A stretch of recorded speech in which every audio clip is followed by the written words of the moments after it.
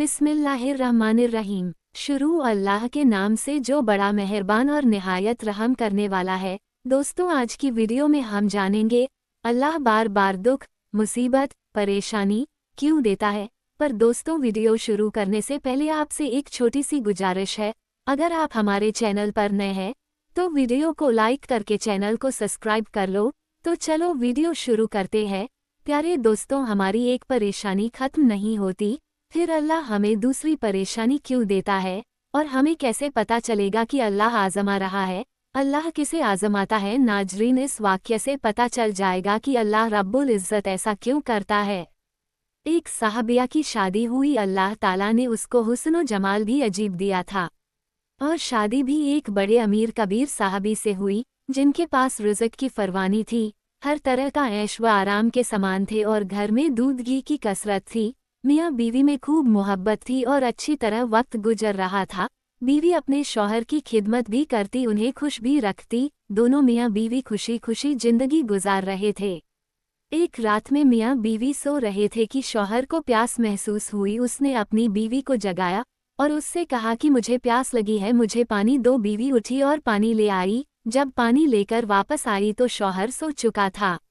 वह पानी का प्याला लेकर खड़ी रही। काफी देर खड़ी रहने के बाद जब शौहर की दोबारा आंख खुली तो देखा कि बीवी पानी लेकर वहीं खड़ी है। शौहर बड़ा खुश हुआ।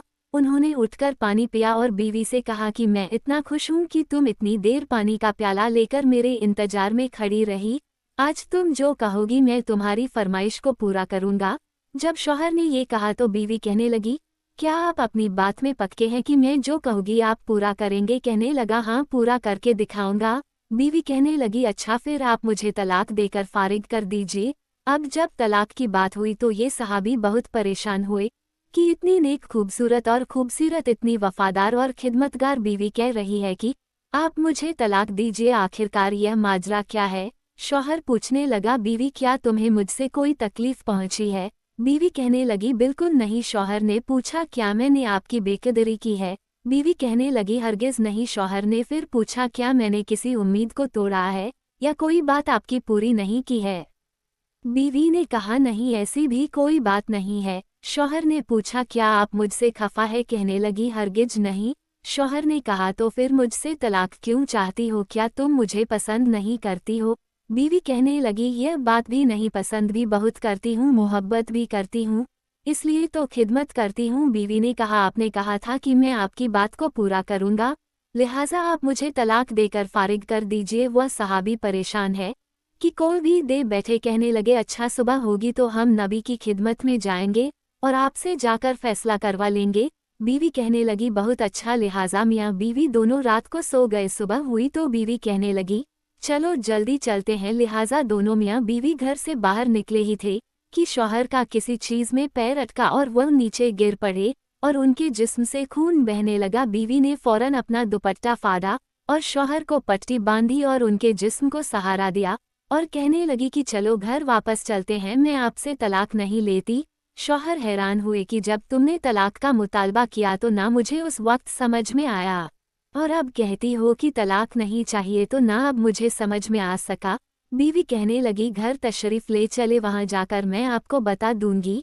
जब घर जाकर बैठे तो शौहर कहने लगा कि मुझे बताओ तो सही, क्या बात है। बीवी कहने लगी, आपने कुछ दिन पहले नबी की हदीस सुनाई थी कि जिस बंदे से अल्लाह रब्बुल इज्जत मोहब्बत करता है उस बंदे के ऊपर इस तरह परेशानी आती है जिस तरह पानी ऊंचाई से ढलान की तरफ जाया करता है।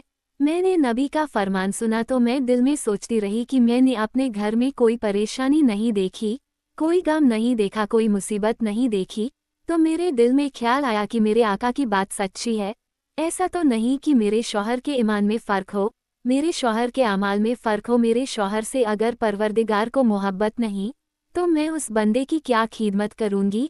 इसलिए जब आपने कहा कि मैं तुम्हारी बात पूरी करूँगा तो मैंने कहा, मैं इस बंदे से तलाक चाहती हूँ जिससे मेरे परवरदिगार मोहब्बत नहीं करते।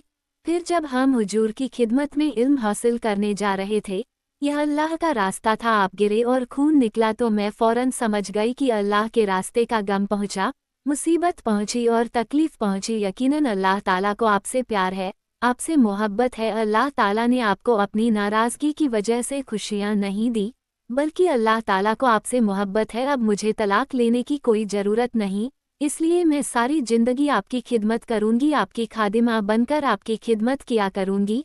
सुभान अल्लाह। मेरे अजीज़ दोस्तों, मेरी माँ और बहनों, इस वाक़ये से सबक मिलता है कि ज़िंदगी में तकलीफ़ उसी इंसान को आती है जिससे अल्लाह मोहब्बत करता है। तो अगर आपकी ज़िंदगी में कोई परेशानी नहीं है तो बेशक आपको फ़िक्र करनी चाहिए कि कहीं अल्लाह आपसे नाराज़ तो नहीं, और अगर आपकी ज़िंदगी में परेशानी है तो इस पर सब्र करना चाहिए, क्योंकि बेशक अल्लाह हर इंसान को आज़माता है और अल्लाह बेशक आपसे मोहब्बत करता है। प्यारे दोस्तों, अगर आपको वीडियो पसंद आई हो तो वीडियो को लाइक ज़रूर करें और साथ ही साथ अपने दोस्तों में शेयर ज़रूर करें।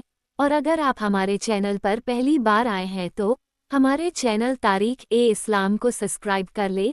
हम आपके लिए इसी तरह की वीडियो लाते रहते हैं। दोस्तों, मिलते हैं एक न्यू वीडियो में, तब तक के लिए अपना बहुत सारा ध्यान रखना।